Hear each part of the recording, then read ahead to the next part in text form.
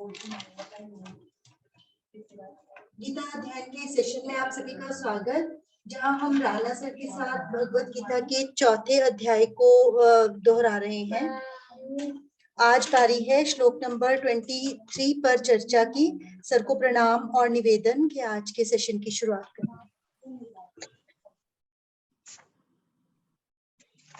ओम वसुदेव सुतं देवं कंस चाणूरमर्दनं देवकी परमानंदं कृष्णं वंदे जगद्गुरुं।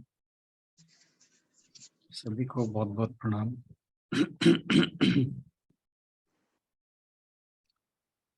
हम भगवत गीता जी के चौथे अध्याय पर चर्चा कर रहे हैं, जिसमें हमने श्लोक नंबर 18 से लेकर 24 तक दोबारा इसको करने का प्रयास किया और श्लोक नंबर 22 तक चर्चा कर चुके हैं। श्लोक नंबर 22 में भगवान जी ने बताया था कि शुरुआत उन्होंने अर्जुन को 17वें श्लोक से कही थी कि तुम्हें कर्मों के स्वरूप के बारे में जानना चाहिए, और वे इन श्लोकों में हमें बता रहे हैं कि किस प्रकार मनुष्य कर्म करते हुए कर्मों के बंधन से मुक्त रह सकता है। तो 22वें श्लोक में उन्होंने कहा कि यदृच्छा लाभ संतुष्टो द्वंद्वातीतो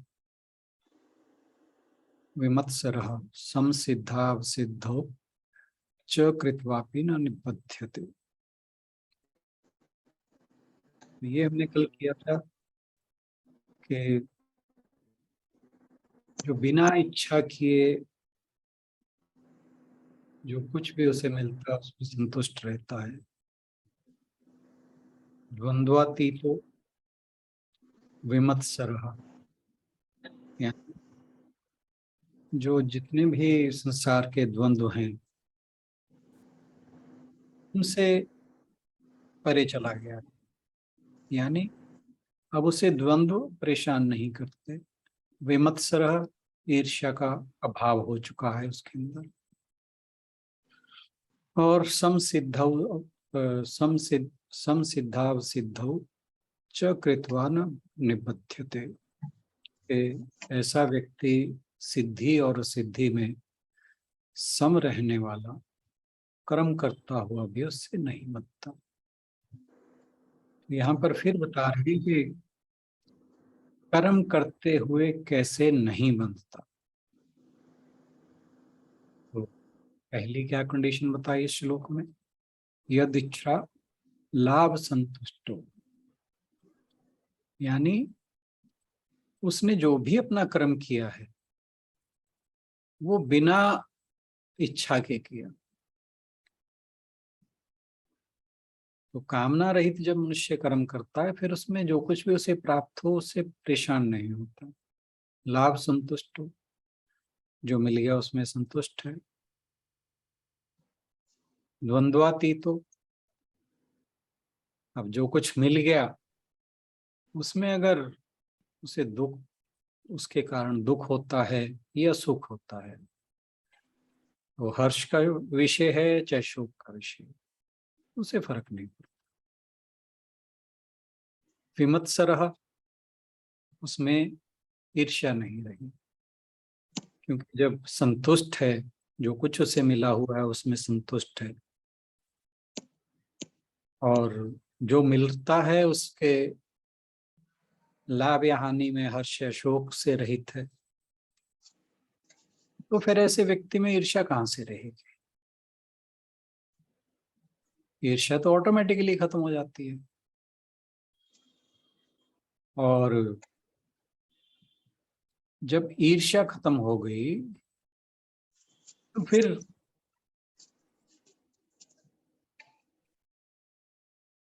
तुलना खत्म हो गई। इसका मतलब तो तुलना का मतलब भी वही है कि आप द्वंद्वों से मुक्त हैं, क्योंकि तुलना, हमने, जैसे हम एक बार बात कर रहे थे कि हमने किसी को बुरा कह दिया, अच्छा कह दिया, बेटर कह दिया, तो उसका मतलब है कि हमने किसी को बुरा साथ के साथ कह दिया। और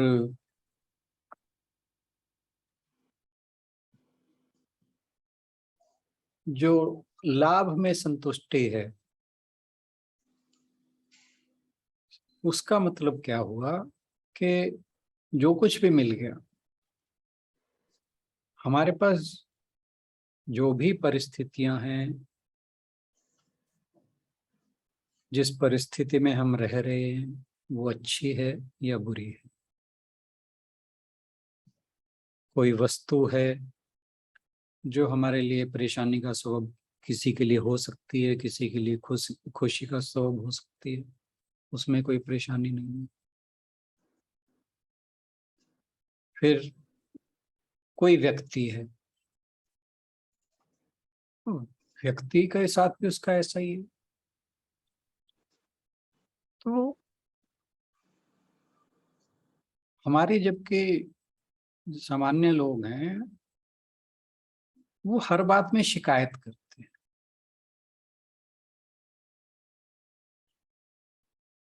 मान लीजिए आप रास्ते में चले जा रहे हो, आपके पैर में जरा सा कांटा चुभ जाए,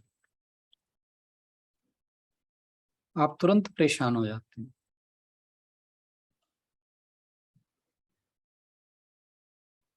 तुरंत सोचते परमात्मा ने मेरे साथ ऐसा क्यों किया। जरा सी बात है, मैंने तो जूते भी पहन रखे थे, मैंने चप्पल पहन रखी थी, मुझे ही कांटा क्यों लगा। हमें, जैसे मैंने एक बार बताया था कि रॉजर फेडरर एक फाइनल में जाकर हार जाता है, और जब उसकी इंटरव्यू आती है तो सबसे पहला उसका वाई मी। और वो कब की बात है, जब वो पता नहीं कितने सालों से वर्ल्ड का नंबर 1 चल रहा था। तो ये हम सबकी स्थिति, हम सीधा यही कहते हैं वाई मी। हमसे जो बुरी स्थिति में लोग हैं, कोई भीख मांग रहा है, किसी के आंख नहीं है, किसी के पैर नहीं है, किसी के बाजू नहीं है, कोई शरीर से खड़ा ही नहीं हो सकता। कभी कहा हमने वाई मी या वाई ही और वाई शी, कि मेरे पास इतना क्यों है। ये वाई मी जो है, ये हमें संतुष्ट नहीं होने देता। इसमें एक छोटी सी कहानी है कि एक बार एक राजा और एक संत, फकीर कह लीजिए, इन दोनों के आपस में काफी मित्रता हो गई। इतनी कि राजा अपने महल में ही उस संत जी को सुलाने लगा। तो एक दिन दोनों शिकार पर जाते हैं, जंगल में चले जाते हैं। काफी देर जंगल में रहने के बाद भूख प्यास सताने लगती है, तो खाने को कुछ नहीं दिखाई देता। आगे जाने पर एक पेड़ पे एक फल दिखता है, तो राजा उसे तोड़ लेता है और सोचता है कि दोनों आधे आधा खा लेंगे। तो जैसे ही उसने उस फल के टुकड़े की एक फांक निकाली, संत को दे दी। संत कह रहे तो बहुत स्वाद है। उसने दूसरी फांक भी ले ली, फिर खा के कह रहा हाँ मजा आ गया, तीसरी भी ले ली। तीसरी ली तो संत को, ना सॉरी, राजा को थोड़ा सा बुरा लगा, वो भी खा ली। तो अब जो चौथी की बारी आई, तो संत ने वो भी छीन ली।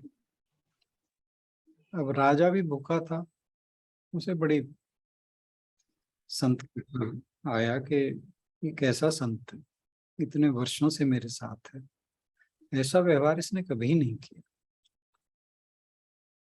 मुझे आज इसकी असलियत पता लगी। ये मेरे हिस्से का भी खा लिया, जरा सा एक उसका एक भाग बचा है और वो भी छीनने को खाना चाह रहा है। तो अब तक जो राजा चुपचाप किए जा रहा था, उसने वो वापस छीन ली। और छीन के जैसे ही उसने वो अपना जो चौथा हिस्सा बचा था खाया, वो खाते ही उसने थूक दिया और वो जो फल था, फांक थी, वो उठा के फेंक दी। कह रहा महाराज ये आप कैसे खा गए, ये तो बहुत कड़वा है, जहर जैसा है, और आप मेरे से छीन कर खा रहे थे। तो संत ने कहा कि महाराज मैं बहुत समय से आपके साथ महल में रहता हूँ, ना जाने कितने मीठे फल आपके हाथों से खाए, अब इतने मीठे फल खाने के बाद एक फल के कड़वे होने की शिकायत आपसे करूं?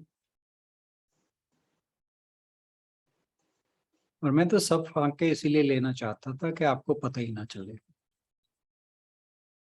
एक छोटी सी फांक के लिए मैं आपको कैसे शिकायत कर सकता हूँ? और हम जरा सा कुछ हो जाता है, भगवान को कोसने लगते हैं।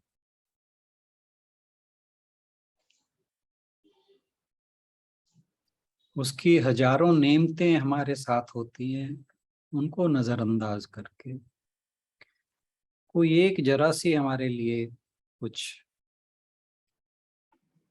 विपरीत परिस्थिति कहिए, विपरीत वस्तु कहिए, विपरीत व्यक्ति कहिए, कुछ हो जाए तो हम परेशान हो जाते हैं। तो भगवान जी हमें इन श्लोकों में यही बता रहे हैं,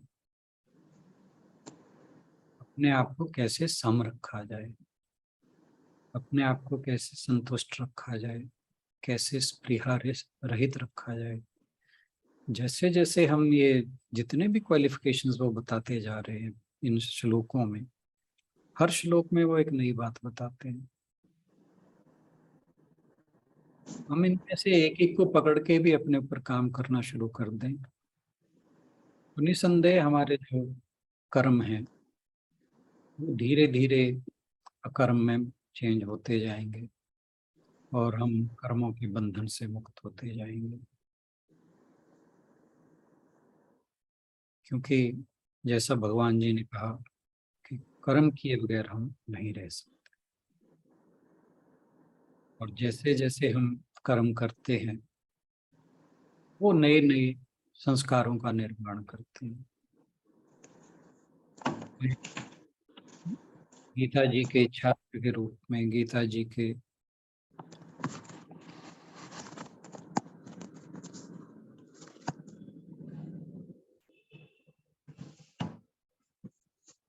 सुनीता बहन जी जरा म्यूट कर।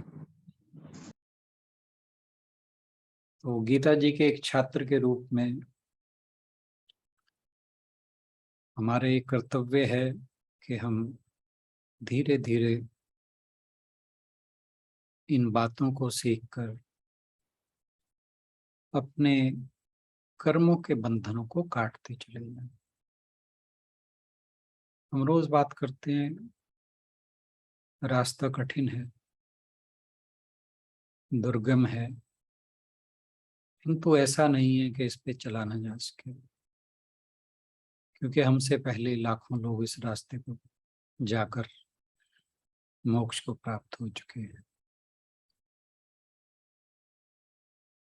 तो आइए आज जो नेक्स्ट श्लोक है उसकी चर्चा आरंभ करते हैं।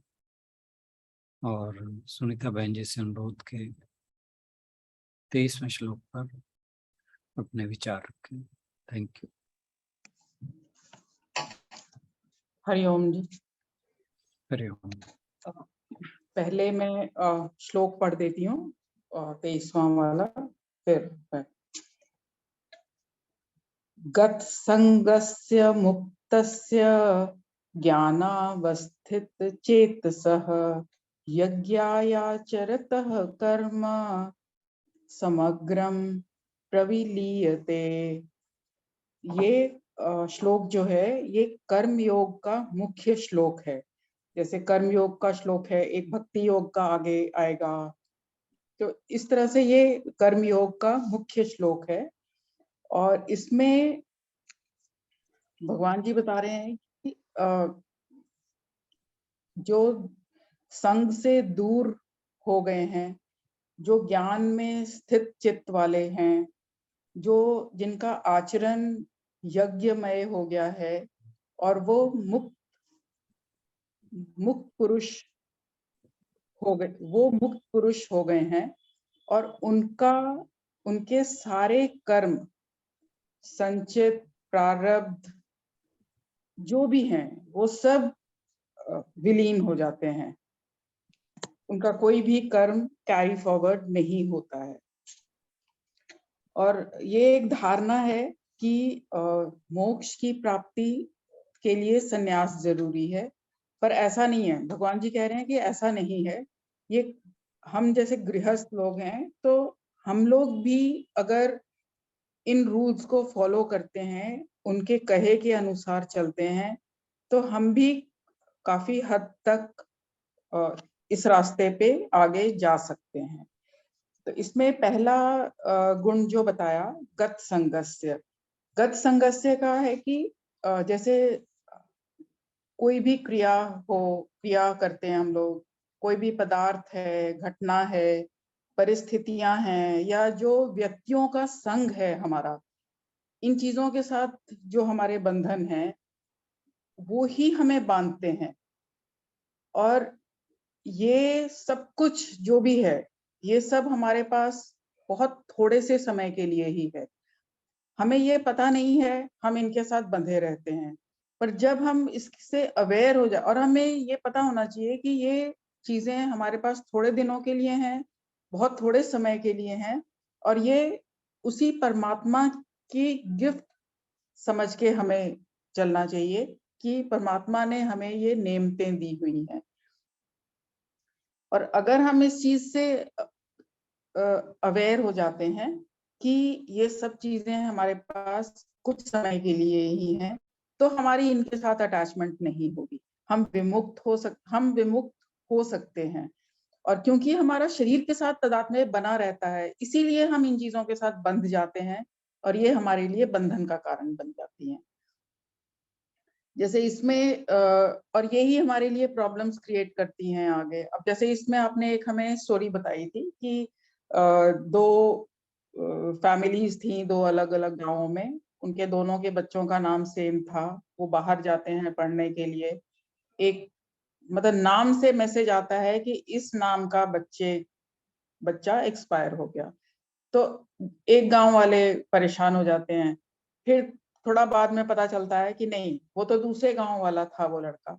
तो अब इन लोगों को कोई फर्क नहीं है, मतलब वो दूसरे गांव वाले परेशान होंगे, क्योंकि पहले दूसरे गांव वालों को कोई फर्क नहीं था, उनको था कि ये उनका बच्चा है। तो क्योंकि हमने उसके साथ अटैचमेंट है, हमारा उसके साथ तादात्म्य है, हम उसको मेरा बच्चा है समझते हैं, इसलिए हमें दुख हुआ। जब हमें पता चला कि नहीं वो मेरा नहीं है, तो हमें कोई फर्क नहीं पड़ता है।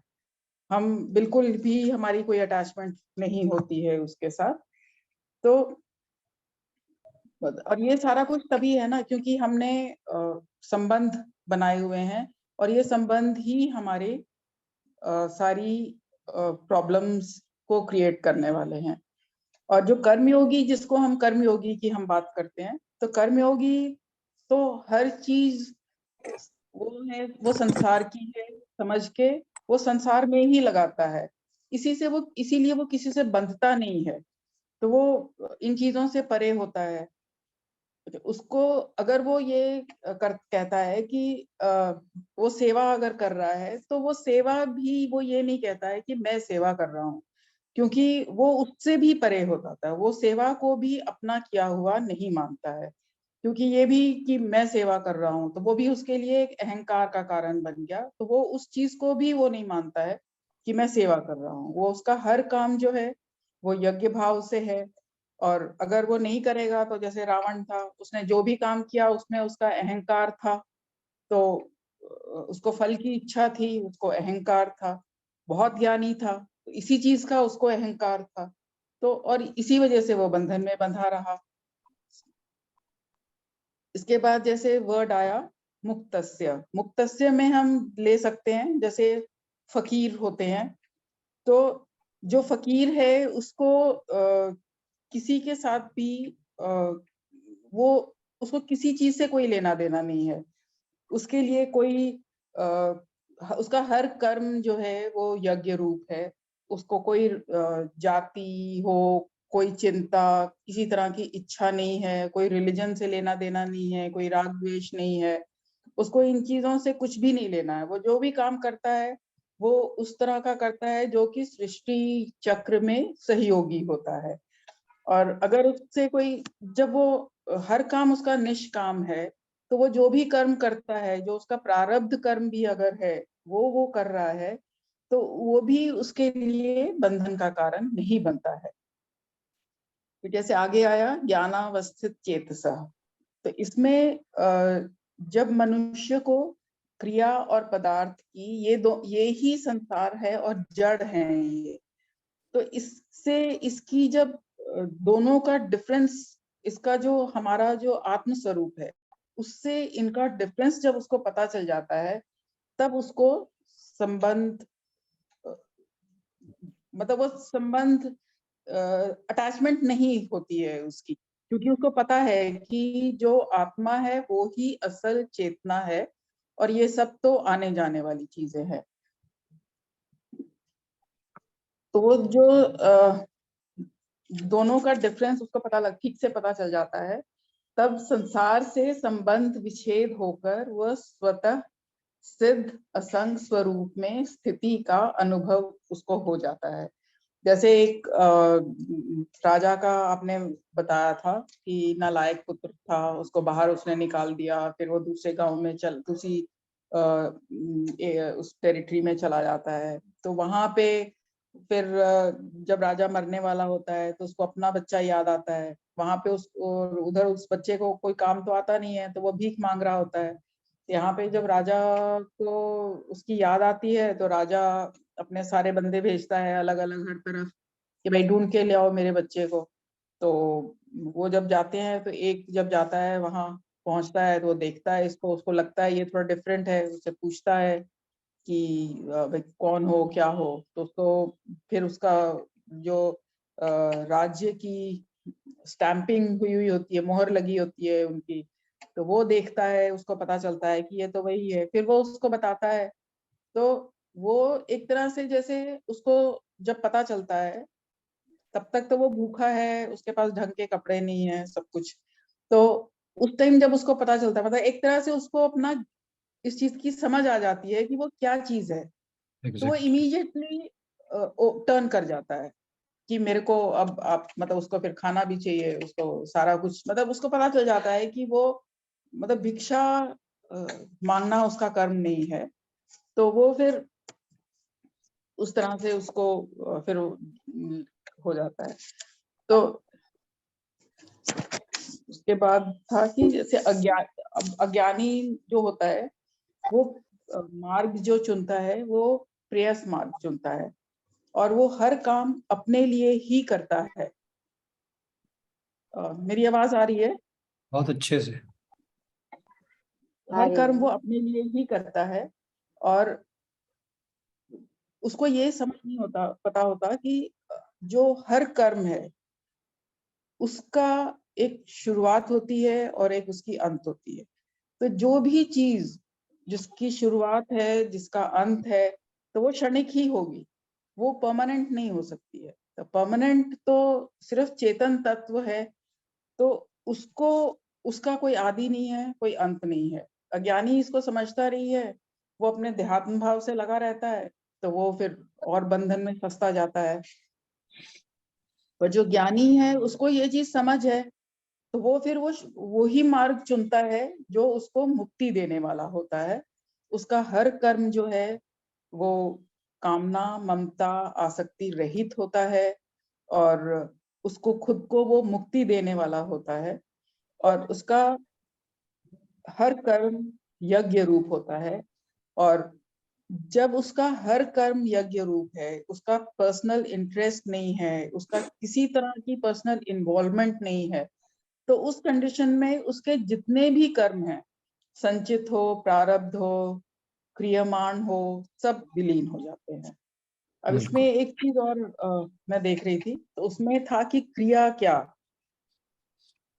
एक वर्ड है क्रिया, एक वर्ड है कर्म, और एक है कर्म योग। क्रिया है जैसे बच्चा छोटा होता है, वो एडल्ट हो जाता है, ये क्रिया है। इसमें कोई पाप नहीं है, कोई बंधन नहीं है। मतलब जैसे एक रिवर फ्लो कर रही है, जैसे गंगा जी फ्लो कर रही हैं, तो कोई उसमें डूब के मर जाता है, कोई है उससे अपने खेतों को पानी देता है तो उसकी फसल लहलहा जाती है। तो इसमें गंगा जी का कोई रोल नहीं है। वो तो जो जहां से एक तरफ से चलना है उन्होंने, और एक तरफ उन्होंने अपना बढ़ते जाना है, चलते जाना है। जब मनुष्य क्रिया से संबंध जोड़ लेता है तो वो कर्ता बन जाता है, और वो उसके लिए बंधन बन जाता है। पर बिल्कुल। जब यही कर्म एक यज्ञ भाव से किया जाता है, तो वो फिर हमारे लिए कर्म योग बन जाता है। तो वेरी। इसमें यही था मेन। आई थिंक मैं टच कर पाई सारा, कि बहुत इसमें अच्छे से। यही था कि हम जो काम करें हम भी कर सकते हैं। सिर्फ हम ये कहें कि ज्ञानी पुरुष करते हैं, ऐसा नहीं। हम अगर करना चाहें तो हम भी कर सकते हैं, पर हमें निष्काम निस्वार्थ होके, बिना किसी ममता के, किसी डिजायर के, और ये समझ के कि सारा संसार, मतलब एक पर्सनल लेवल पे, एक पूरे संसार के, सब पूरे के लेवल पे सब एक से हैं, तो उस कंडीशन में फिर हम भी इस रास्ते पे आगे जा सकते हैं। तो मैं इतना ही कहना चाहूंगी। बहुत अच्छे से एक्सप्लेन किया। Thank you. और वो भी तब जब आप प्रिपेयर्ड नहीं थे। Thank you.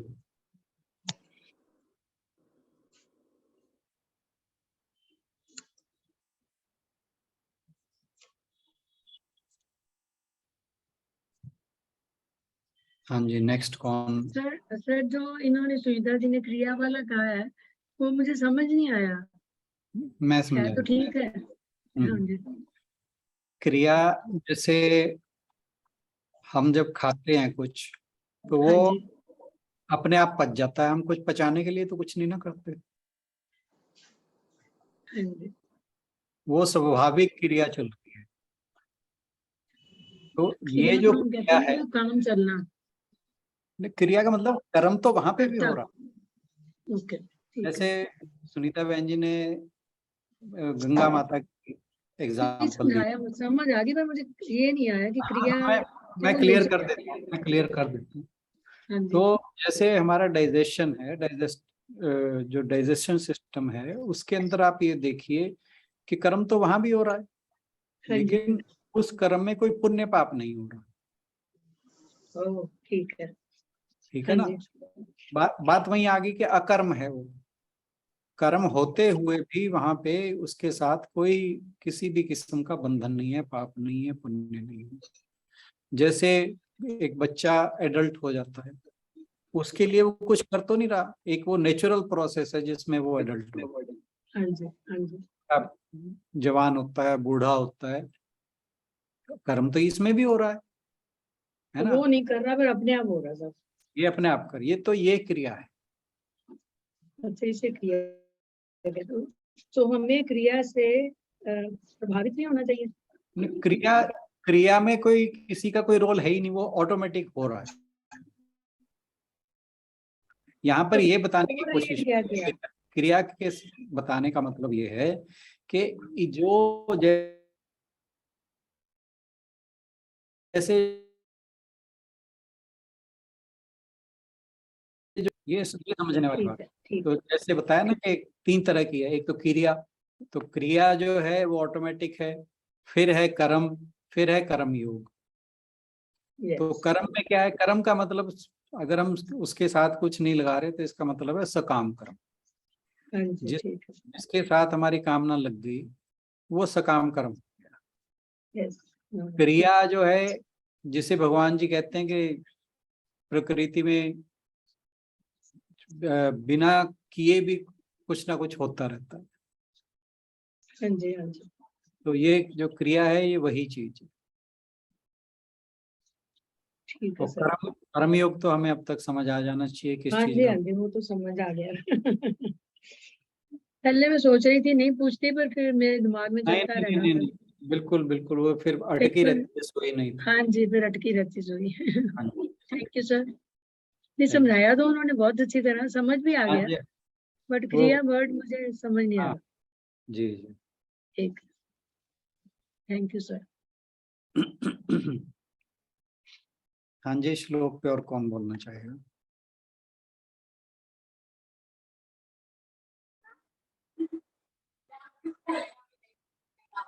यशु बहन ने तो आज पहले ही मैसेज डाला था कि कौन वॉलंटियर करेगा। कोई तो सामने आओ।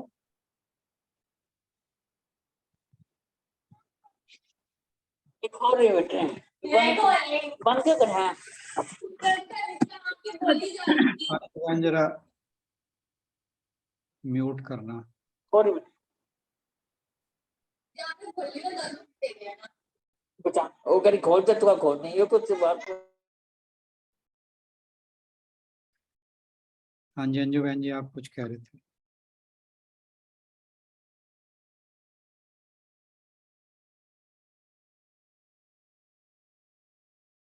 अंजू बहन आप कुछ कहना चाह रहे थे क्या? हेलो। हाँ जी हाँ जी। हाँ जी, मैं कह रही हूँ इसमें ये एग्जाम्पल भी शायद ऐप्ट रहेगा कि जब गोपियां बहुत अच्छा खाना बना करके लेके जा रही थी एक ऋषि जी को खिलाने के लिए, ऋषि महाराज को खिलाने के लिए, तो यमुना जी रास्ता नहीं दे रही थी। तो तब ऋषि महाराज ने उनका खाना खाया भी और फिर कहा कि आप ये कहो यमुना जी से कि अगर मैंने कुछ नहीं खाया या उपवास रखा है तो आप हमें रास्ता दो। उन्होंने रास्ता दे दिया यमुना जी ने। मतलब जो वो कर रहे थे कर्म, जो उन्होंने खाना खाया था, वो ना खाते हुए भी उनका ये वाला कर्म विलीन हो गया। मतलब उसका कर्म नहीं कहा गया खाना खा के भी, क्योंकि उनकी उसमें आसक्ति नहीं थी, या जो करा था वो शायद गोपियों को गोपियों को अच्छा लगे, या उन्होंने इतना काम किया या इतनी दूर आई उनको भोग लगाने के लिए या खिलाने के लिए, तो उन्होंने खाया। लेकिन मन उनका ऐसा ही था जैसा उपवास में हो, चाहे उन्होंने पेट भर भी खाया हो। तो हमें बिल्कुल इसी तरह हमें करना है कि जो करना है ठीक है, क्योंकि करना है because it is my duty, तो ये करें। बट उसमें ऐसे लग के ना करें कि अरे मैंने ये किया तो अब जैसे मैं सपोज मैं कुछ करती हूँ, हस्बैंड को कुछ करती हूँ, और फिर ऐसे सोचूं कि ये उसको रिकॉग्नाइज क्यों नहीं करते हैं, ऐसे सोच के नहीं करूं। या मैं अपने नेबर्स के लिए कुछ करती हूँ, या वो नहीं है, उसकी वाइफ नहीं है, मैं खाना दे के आती हूँ सपोज, तो ऐसा सोच के ना करूं कि कल को उसकी वाइफ आएगी तो शील गेट obliged कि तुमने मेरे जाने के बाद भी मेरे बच्चों का, मेरे हस्बैंड का ध्यान रखा, उनको खाना दिया। मैं बहुत ऐसे ऐसे एग्जाम्पल लेती हूँ, हमारी डेली लाइफ में होते हैं, आपको लगता होगा कैसे लेती है, नहीं नहीं बट नहीं नहीं, इसीलिए ऐसे लेती हूँ कि ये रोज की चीजें हैं, हमारी लाइफ में रोज की चीजें हैं। तो बिल्कुल बिल्कुल। शायद हम इससे जल्दी कनेक्ट कर पाते हैं अपने आप को, या मैं कर पाती हूँ। नहीं, हर एक तो कोई कर। ऐसा अगर मैं सोच के नहीं करती तो मैं अः संगस्य हूँ, है बिल्कुल ना। तो बिल्कुल। वो मुक्त वाली कैटेगरी में आ सकती हूँ, क्योंकि मैं उससे अटैच नहीं हूँ, उसके मोह से या उसकी चीज फल से अटैच नहीं हूँ। तो ये गत संगस्य मतलब कि मोह से गत, मोह से परे, मोह के ऊपर उठ जाना, और तभी मैं उससे स्वतंत्र हो पाऊंगी इन बंधनों से, जब मैं इस चीज से ऊपर उठ जाऊंगी, या जो भी मनुष्य है इसके ऊपर उठ जाएगा। और अगर मुझे ये ज्ञान आ जाता है कि मुझे इससे परे होना है, या जो मैं आई हूँ यहाँ इस संसार में वो कुछ ही टाइम के लिए आई हूँ, ये मेरा असली रूप नहीं है, तो अगर ये वाला ज्ञान मुझे हो जाता है, किसी इंसान को हो जाता है, और मेरा जो आचरण है वो, जब ऐसा ज्ञान हो जाएगा अपने आप आचरण में शुद्धता आ जाएगी।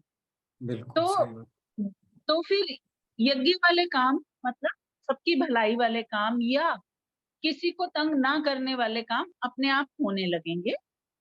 तब मेरे जो भी काम होंगे वो मेरे को बांधने वाले नहीं हैं। बहुत सही। तब मेरे जो भी सभी काम जो हैं वो अपने आप उस यज्ञ में आहुति बन के चलते जाएंगे, गिरते चले जाएंगे, और बांधने वाले नहीं होंगे, मतलब मेरे अकाउंट्स में ऐड नहीं होंगे बिल्कुल। आगे के लिए। तो मुझे लगा ऐसा ये भगवान जी ने कहा। एक चीज सर मैंने आज पढ़ी, इस श्लोक से कनेक्टेड नहीं है वो, पर बड़ी अच्छी लगी मुझे। उसमें था कि वी चूज अवर पेरेंट्स। ऐसा नहीं है कि हम, ये आउट ऑफ कंटेक्स्ट है, आउट ऑफ दिस, बट हम्म। ऐसे ही मैं शेयर कर रही हूँ। इससे मेरे दिमाग में ये एक चीज मतलब आती जा रही है, बार बार ये चीज मुझे वो कर रही है, हाँ दिमाग में बैठ रही है मेरे, that we chose our parents. And why we chose our parents? Because हम यहाँ पे कोई एक काम करने के लिए हमारा एक लक्ष्य है, या हमारा एक चीज के लिए हम पैदा हुए हैं, लाइक और हर इंसान का शायद लक्ष्य यही है। एक बार हम बात कर रहे थे सेल्फ एवोल्यूशन, हमने जहां पर हम हैं उससे थोड़ा और ऊपर जाना है, मोक्ष की तरफ या भगवान प्राप्ति की तरफ। तो उसमें क्योंकि हमारा, कभी मैं ऐसे सोचती थी, अभी भी आता है कभी कभी ध्यान में कि मैं कर क्या रही हूँ, लाइफ में क्या किया। आई एम 62 ईयर्स, अभी तक मैंने क्या किया? सुबह उठे, ऑफिस को चले, पहले काम किया, ऑफिस को चले, वापस आए, खाना बनाया, बच्चों को बड़ा किया और सो गए, खाना खाया, सो गए, सुबह फिर डेली यही लाइफ। तो मैंने पूरी लाइफ में क्या किया और मैं अब क्यों जिंदा हूँ, मैं कर क्या रही हूँ? अभी भी ऐसे ही कभी कभी लगता है, बट जब ये बार बार हम पढ़ते हैं, जैसे मैं आज ही पढ़ रही थी जो, कि हम जो हमने जब हम तैयार होते हैं या हमारे लक्ष्य तैयार होता है, उसमें तो ये भी लिखा था, ये जो बुक थी मैं आपको बताऊंगी, अगर हो सका तो आई सेंड यू ऑनलाइन। तो उसमें ये लिखा था कि हमने अपना कलर, हमने अपनी कंट्री, हमने अपना जेंडर खुद चूज किया है, हमने अपने पेरेंट्स खुद चूज किए हैं इस काम के लिए कि जो हमारा लक्ष्य था उसको प्राप्त करने के लिए। मतलब एक आत्मा ने, माय माय सोल, क्या मतलब मैं एक सोल हूँ, सोल ही मैं हूँ, मतलब जो भी वॉटेवर उसमें मैंने ये चूज। तो हम अगर कहीं फेल होते हैं या हम अपने लक्ष्य को प्राप्त नहीं कर सक रहे, और वाकई अभी भी हम लगे हुए हैं, तो हम ये नहीं कह सकते अपने माँ बाप को, जैसे आजकल बच्चे भी, और अपने फेलियर के लिए हम भी किसी और को वो करते हैं, दोषी ठहरा देते हैं, अपने माँ बाप को कहते हैं आपने मेरे लिए किया ही क्या, मतलब अगर ऐसा आप करते तो मैं कुछ और होता। बच्चे आजकल यही कहते हैं बहुत कहते हैं। ज्यादातर, है ना, कि अगर बिल्कुल। आपने ऐसा किया होता तो आज मैं कुछ और होता, ऐसे नहीं होता, या मैं ऐसे फेल नहीं होता करके। बट उनको कहने के नहीं है, उनको नहीं कहने वाली बात है, क्योंकि हमने ही तो उनको चूज किया अपने लक्ष्य को पाने के लिए, और फिर हम रास्ते में कहीं भटक गए, हम उस चीज पे अगर नहीं पहुंचे या नहीं पहुंच पाए, तो ये हम अपनी तरफ देखें कि हमने क्या गलती की, कोई और गलत नहीं है उसके लिए। तो ये चीज मुझे अच्छी लगी। मैं सोच रही थी, इंग्लिश राइटर हैं ये जिनका मैं पढ़ रही थी, तो मैं सोच रही थी सारे लोग चीजें तो सारी गीता से ली हैं। गीता जी भी यही बोलती है, चीजें सारी गीता से ली हैं, अपने नाम लिख लिख के, और एक मतलब वे डिस्क्रिप्शन उनका हो गया, या क्या चीज आगे क्या चीज पीछे उन्होंने कर दी और वो बड़े महान हो गए, इतनी कॉपीज बिक गई जी, ये हो गया जी, वो हो गया। और सारा कुछ हमें ये सिखा रहे हैं भगवान जी, बिल्कुल है सही। ना। कितनी अच्छी वो, एक बार पहले आपने भी कहा था सर कि हम अपने पेरेंट्स हमने खुद चुने। ये कोई स्टोरी बताई थी, एक तो वो वाली स्टोरी बताई थी जो गोस्ट, एक वो 1000 years तक भटकता रहा शरीर हम्म, पाने के लिए, एक भेजा था ना। सुलेमान प्रेत। हाँ जी, हाँ प्रेत वाली हाँ। हाँ हाँ। तो जितनी बार सुनते हैं, उतनी बार दिमाग में सर ये चीजें आती हैं और शायद घर करती हैं। अच्छी चीज है, करनी चाहिए, कि हम क्या हैं और हमारा एम क्या है। भगवान को अगर पाना हमारा लक्ष्य है, तो तो भी मैं घूम रही हूँ सर। लास्ट लाइन नहीं मुझे समझ आई, आप क्या कहना चाह रहे हो। मैंने कहा भगवान जी को पाना हमारा लक्ष्य है, इसलिए अगर हम पैदा हुए हैं। बिल्कुल बिल्कुल, मैं ये ये तो कह रही थी, तो भी सर मैं घूम रही हूँ, तो भी मेरी आंख के आगे सही सही पिक्चर नहीं आ रही है, ना तो मेरे कहना चाहिए लक्ष्य की नाम, वो जो लक्ष्य है वो मुझे दिखाई देना चाहिए ना, बिल्कुल क्लियर दिखाई देना चाहिए ना। अर्जुन की आंख, वो मछली की आंख की तरह मुझे अभी भी दिखाई नहीं दे रहा है। मैं पढ़ रही इसका हूँ, इसका इसका आपसे सीख जवाब भी रही इसका हूँ। जवाब इसका जवाब देता हूँ मैं आपको। हाँ, दो ना सर। आप आप दिल्ली रहती है ना, हम्म। आपने अम्बाला आना है, तो आपका लक्ष्य क्या हुआ, अम्बाला आना। ठीक है, आपको अम्बाला कब दिखाई देने लगेगा, जब आप दिल्ली से चलोगे।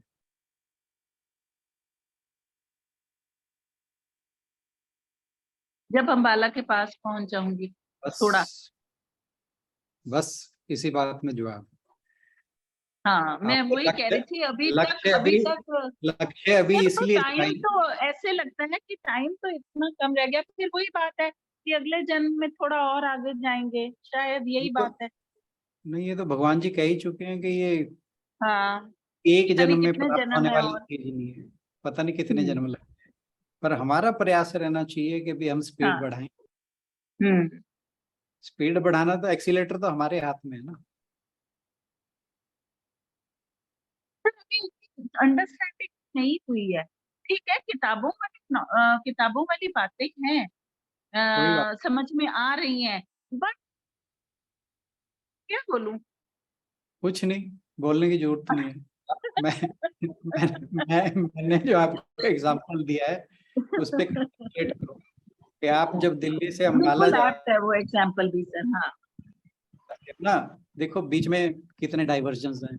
कोई रोड हम्म। किधर को निकल रही है, किधर को निकल रही है, रास्ते में भ्रम है, तो इधर सर तो अम्बाला नहीं। अगर मैंने आना है ना, मुझे ये तो पता है ना, मैंने अम्बाला आपके घर आना है ना। अभी तो मुझे वो घर भी समझ नहीं आया है। नहीं, घर समझ आपकी ना आया, वही बात है घर कि घर अगर समझ ना आया था तो आप गीता की क्लासेस में ना। मतलब घर तो समझ आ गया। घर समझ आ स्पीड गया। बढ़ानी है, अभी स्पीड अभी बढ़ानी है तो सर किस तरफ को बढ़ानी है, किस वे में बढ़ानी है। मंजिल दूर है, और लक्ष्य जब पास आता है वो दिखाई देने लगता है, ऐसी बात नहीं। जितने भी महापुरुषों की आप स्टोरीज पढ़ो, जब वो लगता था उन्हें एनलाइटनमेंट होने वाली है, तो उससे पहले उन्हें होने तो ठीक है, हमारी मंजिल दूर है, बट इसका मतलब ये थोड़ी है कि हमने प्रयास नहीं करना। प्रयास करते रहो, जब मंजिल पास आने को होगी तो मंजिल नजर भी आने लगेगी, चिंता ना करें। और हमारे ग्रुप में किसी को पता है? और बैग नहीं लगे हो? किसी को नजर आ रही है सर? क्या चीज? अरे 10 मिनट लगेंगे, 10 मिनट में आपको मंजिल। तो घंटा लगेगा। मैं उससे एक्सपीरियंस तो पूछना चाहती हूँ।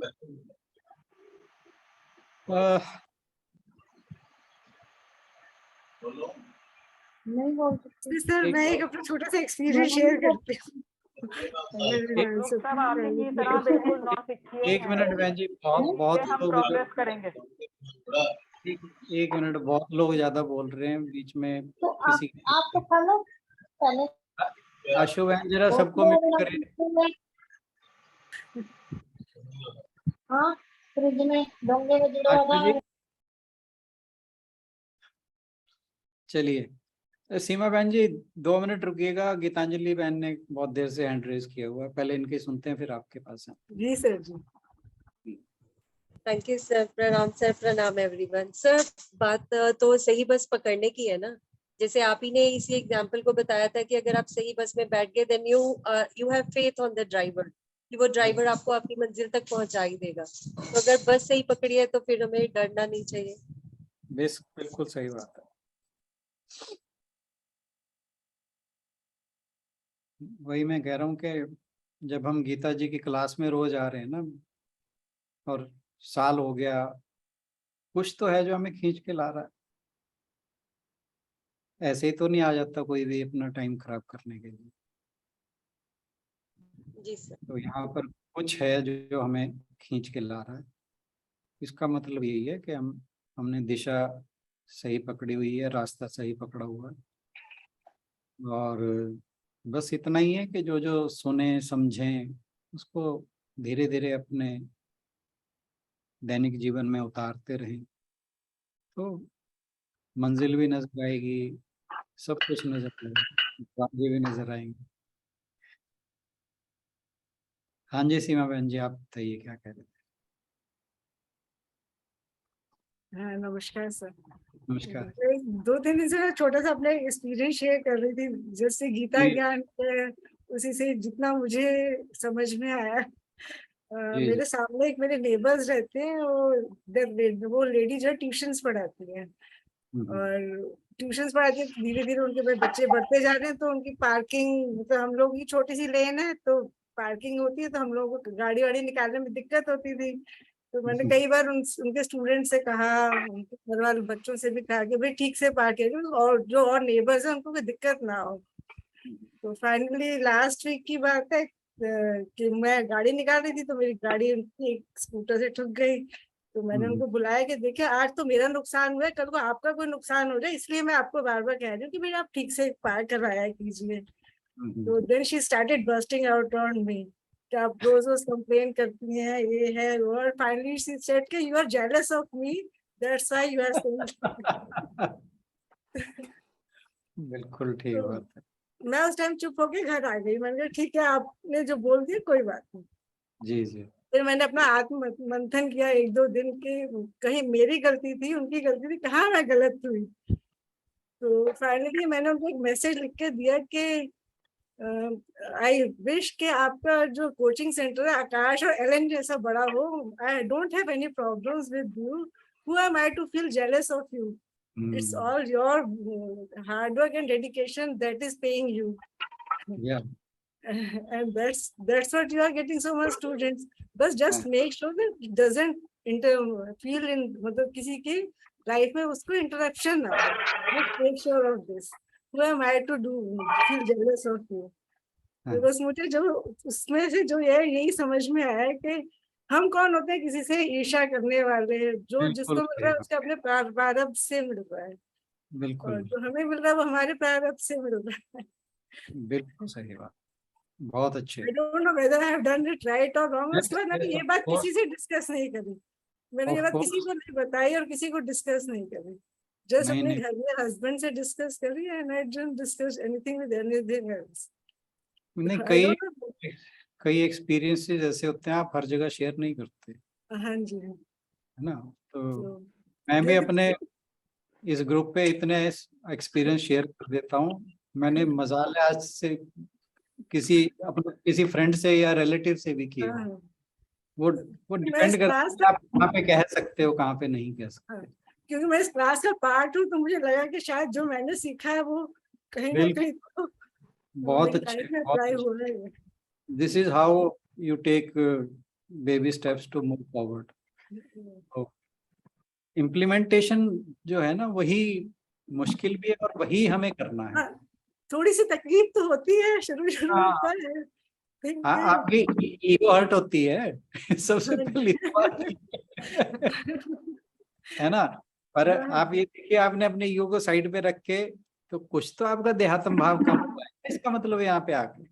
हाँ, तो गीता जी के साथ जुड़ने का सबसे बड़ा ये फायदा है, लाभ है, कि हम धीरे धीरे, हम कई बार ये होता है हमें लगता है, जैसे अंजू बहन बहुत बार कह जाती है कि अभी तो कुछ हुआ ही नहीं है।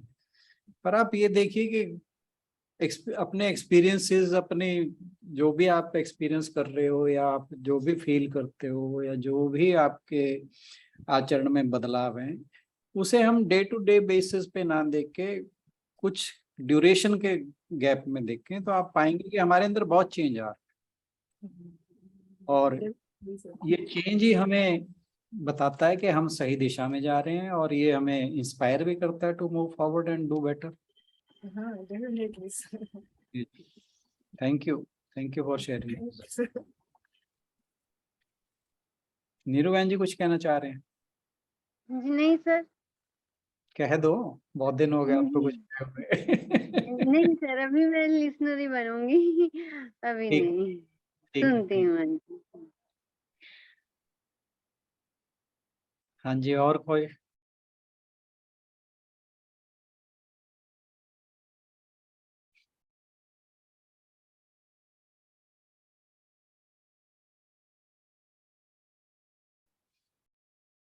हरदीप भाई साहब,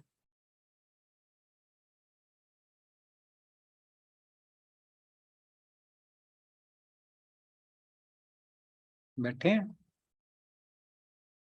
हाँ जी सर, हाँ जी बैठ- कुछ ऐड करना चाहेंगे आज के श्लोक पे? बस सर, मेरा तो अपना थोड़ा सा ये मानना है कि हर काम धीरे धीरे होता है और अपने समय पे होता है। अब जैसे अभी बहन जी कह रही थी कि मोक्ष कब मिलेगा, तो अब हम चल पड़े हैं, मंजिल भी आ जाएगी। बिल्कुल ठीक है। हाँ, तो इसके लिए जल्दबाजी करना या हठ योग करना, वो थोड़ा सा कई बार गड़बड़ कर जाता है। जैसे आप स्पीड की बात कर रहे थे, बिल्कुल सपोज जैसे हम ध्यान वगैरह करते हैं, अगर उसमें हम हार्ड योग करेंगे तो कहीं ना कहीं हमें नुकसान हो सकता है। इसलिए जो स्पीड चल रही है, धीरे धीरे हम पहुंच ही रहे हैं उस रास्ते पे। कुछ इम्प्रूवमेंट हो रही है, कुछ आगे हो जाएगी, बाकी ठीक, प्रभु इच्छा। बिल्कुल सही बात है। भगवान जी की इसके अंदर ये तो सबसे पहले है, उनकी ग्रेस होगी, क्योंकि उनकी जब तक अनुग्रह नहीं होता तब तक तो कुछ पॉसिबल नहीं। लेकिन इसका मतलब ये नहीं कि उनका अनुग्रह होगा ही नहीं। अनुग्रह उनका जरूर होता है, और वो तभी होता है जैसे जैसे हमारी आध्यात्मिक यात्रा आगे बढ़ने लगती है।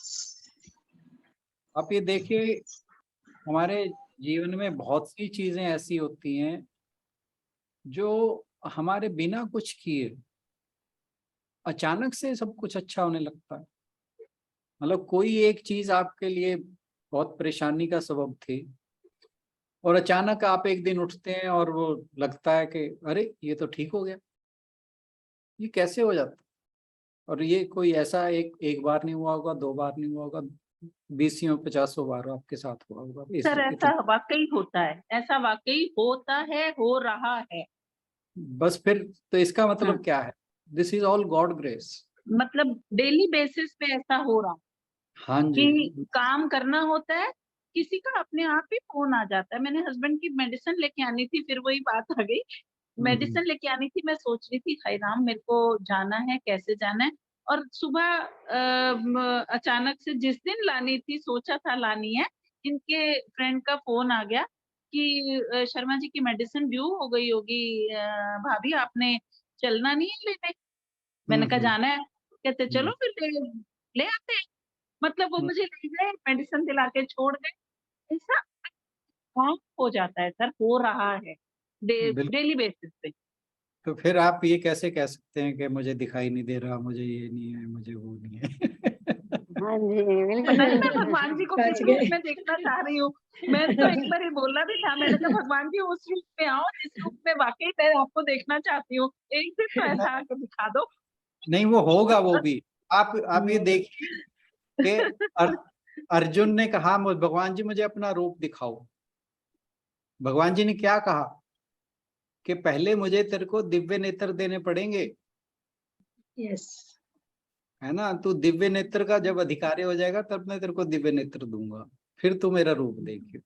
तो वो क्षण भी आएंगे, चिंता मत करो। अभी तक जो कुछ आ रहा है उसमें खुश रहो, मस्त रहो। उसमें तो बहुत खुश है, मस्त बाकी रहो। सर उसमें है। और और भगवान अपने आप वाकई करते जा रहे हैं सारे काम, कोई नो ग्रजेस, भगवान जी से कोई शिकायत नहीं है तो बिल्कुल भी। फिर जब इतनी बात है, फिर आप ये क्यों कहते हो कि मैं अभी कहाँ क्या कर रही हूँ, क्या हुआ है, किस में जुड़ी हूँ? फिर तो बात ही खत्म हो लॉस्ट हो जाती जाती है सर, कभी कभी लॉस्ट हो जाती है। वो दिल्ली से अंबाले के रास्ते में डाइवर्जन ज्यादा है ना, इसलिए। ज्यादा है। एग्जैक्टली। एक दिन सर ऐसा आना है कि अंबाले वाले ने दिल्ली आ जाना है। हाँ, ये भी होगा, ये भी होगा। अंबाला वाला दिल्ली पहुंचेगा, ऐसा भी होगा। ये तो सर अपनी भावना की बात है सारी की सारी। हाँ जी, हाँ जी। वो भावना जिस दिन जितनी स्ट्रांग हो जाएगी, उस दिन या तो आप उड़ के अंबाला पहुंच जाओगे या अंबाला वाला सही, आपके पास उड़ के सही, पहुंच जाएगा। सही। हाँ, सर वो अनुग्रह का मतलब क्या है? अनुभव? ग्रेस नहीं, ग्रेस। मतलब क्षमा, अच्छा, वो ग्रेस। हाँ, उनकी अनुकंपा मीन्स उनकी दया, कृपा दृष्टि। बिल्कुल बिल्कुल। ग्रेस। सुनीता कई बहन जी वर्ड कुछ ना मुझे समझ नहीं आते, मैंने आगे भी कहा था, मुझे पूछ लिया करूँ पूछते अगर रहा उस करो। वक्त। हाँ हाँ, जब जो चीज ना समझ आए, बजाय वो पेंडिंग चलता रहे ना, फिर वो कंसेप्ट नहीं क्लियर हो पाता। आप नहीं पूछ लिया होता, यस। फिर मुझे तुरंत। कई बार होता है कि सारे कहेंगे कि इसको इतनी भी नहीं समझ। नहीं, ये तो आप कभी सोचो नहीं, ही नहीं। कुसुम जी सारे कहेंगे कि मैडम बड़ी अंग्रेज है, चिंता ना करो आप।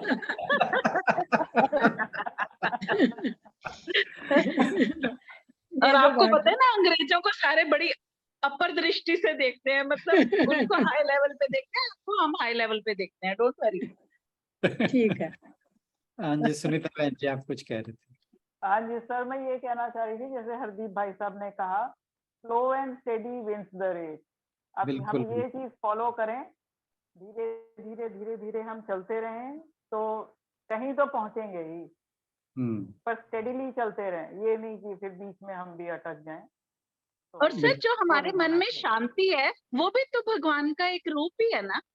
तो और क्या, हर चीज है कि भगवान नहीं? के रूप, हर चीज भगवान का रूप। ये शांति है तो इसका मतलब अपने लक्ष्य की तरफ पहुंच रहे हैं, तो स्वामी है ना? विवेकानंद ने कहा तो था हैरी मेल को, ना मेरी हिल को, कि there is nothing except God. Sir उनकी कृपा के बिना शांति तो हो ही नहीं सकती। तो फिर उनकी कृपा तो है ही थे, शांति तभी तो है। हाँ।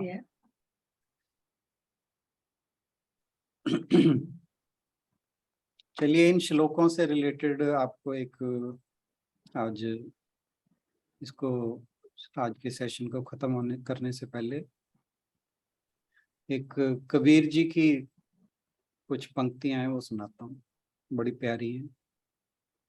झीनी झीनी बीनी चदरिया, झीनी झीनी बीनी चदरिया, काहे का ताना काहे की भरनी, कौन तार से बीनी चदरिया, ईड़ा पिंगला ताना भरनी, सुखमन तार से बीनी चदरिया। ये मैं जरा लाइन सुना दूं, 6 लाइनें हैं, फिर मैं आपको इनका अर्थ बताऊंगा।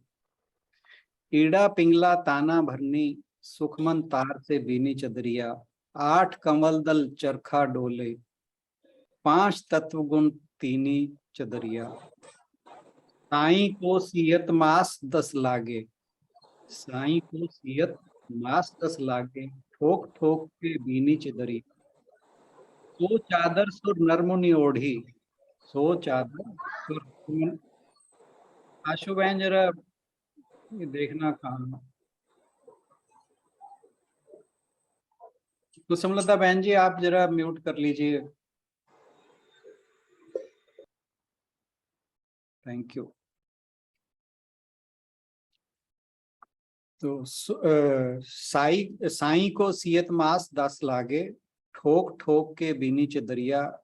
सो चादर सुर नरमुनि ओढ़ी, ओढ़ के मैली कीनी चदरिया। दास कबीर जतन कर ओढ़ी, ज्यों की त्यों धर दीनी चदरिया। बहुत प्यारी ये पंक्तियां हैं। झीनी झीनी बीनी चदरिया, इसका मतलब है कि जो बनाने वाला है, ईश्वर की बात हो रही है यहाँ पे, बड़े जतन से बड़े होश से शरीर को बनाया है। तो इसलिए जितना इसको जाग कर जियोगे उतने ही ये जो झीनी झीनी बीनी चदरिया, उतने ही आप सूक्ष्म अनुभव कर पाओगे। और जितना सूक्ष्म अनुभव रहेंगे आपके, उतने ही आप ज्यादा अवेयर होते चले जाओगे। तो जो ये जीवन है इसकी चादर बड़ी झीनी है। झीनी मतलब, झीनी का मतलब आप समझते होगे, जिसमें आर पार इजीली दिखाई देता है, जिसके धागे बहुत महीन है। तो जितना तुम झीनापन देख पाओगे, आप ये देखिए हम किस चीज के ऊपर अगर माइक्रोस्कोप से उसको बड़ा करके देखते तो वो बड़ा क्लियर दिखता है। इसका मतलब कि झीनापन जितना हमें उसका दिखाई देगा, तो उसकी जो बना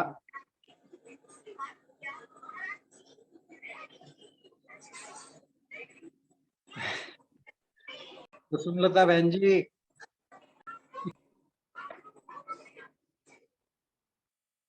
आशु बहन जरा ये काम आप किया करो प्लीज।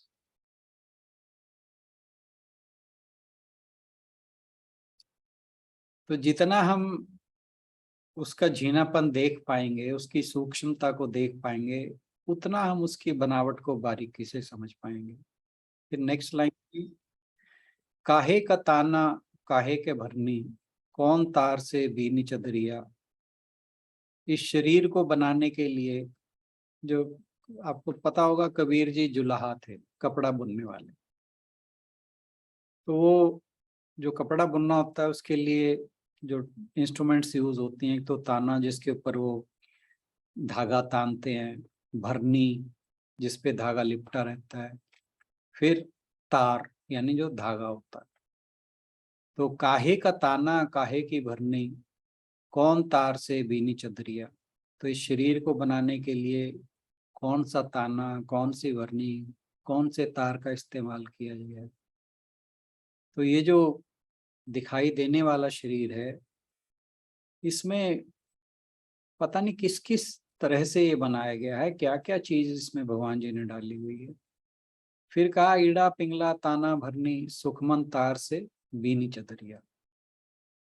तो बताया कि जो ईड़ा और पिंगला नाड़ियां हैं, ये हम जानते हैं, इसके बारे में पढ़ा हुआ है, हमने बात की हुई है।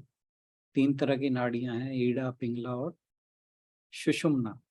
तो यहाँ कहा कि ईड़ा पिंगला ताना भरनी, ये जो चादर है शरीर की, शरीर रूपी, इसको इंगला और पिंगला इसका ताना भरनी है। सुखमन तार से बीनी चदरिया, जो सुषुम्ना नाड़ी है वो सुखमन बोला है यहाँ पे, सुखमन तार से बीनी चदरिया। तो ये तारें, इन तारों के रूप में ये ताना भरनी और तार, ईड़ा पिंगला और सुषुम्ना। फिर नेक्स्ट लाइन में वो कहते हैं 8 कमल दल चरखा डोले, 5 तत्व गुण तीनी चदरिया। अब आपको ध्यान होगा, हमने जब इसकी बात की थी एनर्जी सेंटर्स की, 8 चक्रों की, तो ये उसकी बात हो रही है। 8 कमल दल चरखा डोले, तो इसके अंदर 8 चक्र हैं, 5 तत्व गुण 3 ही चदरिया। 5 तत्व हैं और 3 गुण हैं। ये जो चद्दर बनाई है भगवान जी ने, इसके अंदर 8 कमल दल चरखा डोले। इसकी जो स्पाइन है हमारी, उसके चारों तरफ 8 चक्र हैं। 5 तत्वों से बना शरीर है और 3 गुणों से बना हुआ है। तो ये सारे जो चीजें हैं, ये शरीर का और हमारे चित्र का निर्माण करती है। और फिर कहा, साइस को सियत मास 10 लागे, ठोक ठोक के बीनी चदरिया। साईं भगवान जी को सियत मास 10 लागे। इस चादर को सिलने में, बनाने में मास 10 लागे। भगवान जी को 10 महीने लगे। ठोक ठोक के बीनी चदरी। बड़ी बारीकी से, बड़े ध्यान देकर भगवान जी ने इसे बनाया है। सोई चादर सुर नरमन ओढ़ी। ये जो शरीर है, ये जो चादर है, सुर देवताओं ने, नर मनुष्यों ने, मुनि ऋषि मुनियों ने ओढ़ी। ओढ़ के मैली कीनी चदरिया। तो जो स्वर्ग में रहने वाले देवता हैं, साधारण मनुष्य हैं, त्यागी जन हैं, सबने ओढ़ी और इन तीनों को मैला कर दिया। क्यों?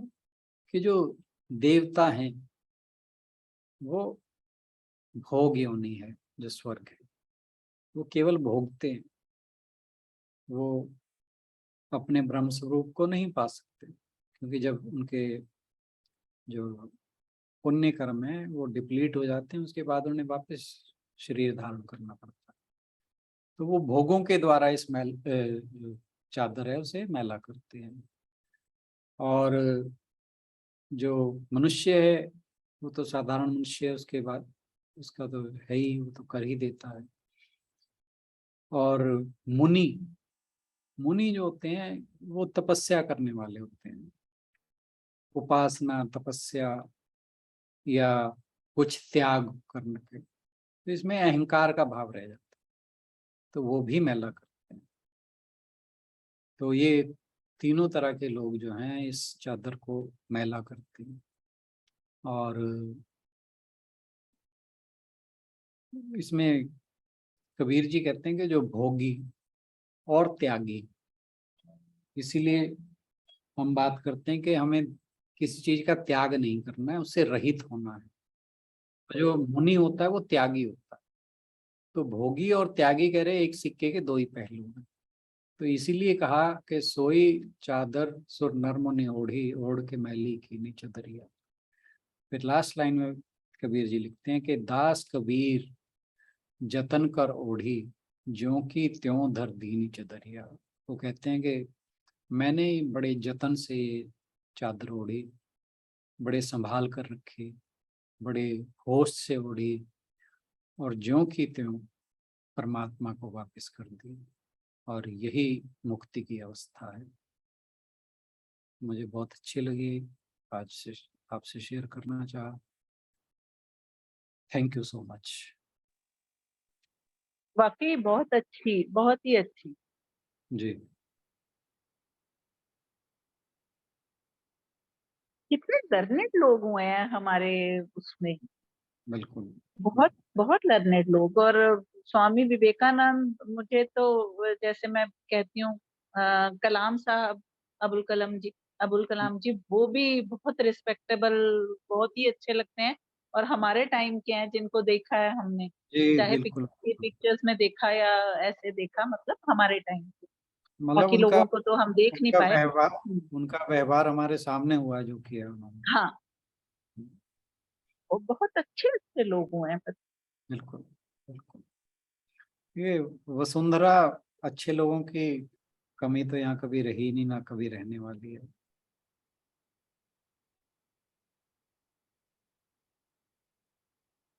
कोई और कुछ कहना चाहे आज?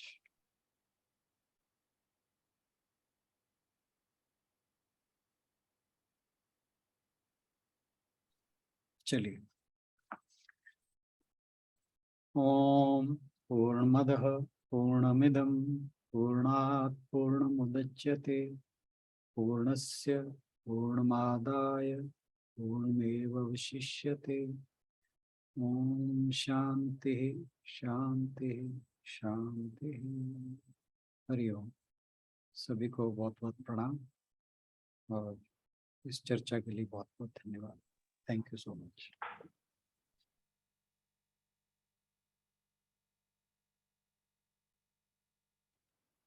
हम सबकी तरफ से भी राणा सर आपको बहुत बहुत प्रणाम और बहुत बहुत धन्यवाद।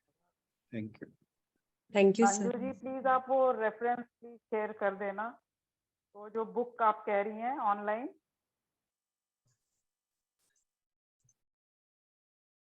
मुझे कह रहे हैं जी? अंजू जी चले गए हैं। Thank you everyone. प्रणाम सर। आशु बहन वो बीच में ना। सर मैं अंजू। हाँ जी सर, आज मैं थोड़ा सा बिजी थी, सॉरी। कोई बात नहीं, कुछ लोग ना अनम्यूट नहीं कर ना, म्यूट नहीं करते ना, वो बड़ी परेशानी बनती है उससे। नहीं मैं ध्यान रखूंगी सर, नहीं तो आपको को होस्ट दिया करूंगी बाय चांस। हाँ, या आप मेरे को ना वो को होस्ट दे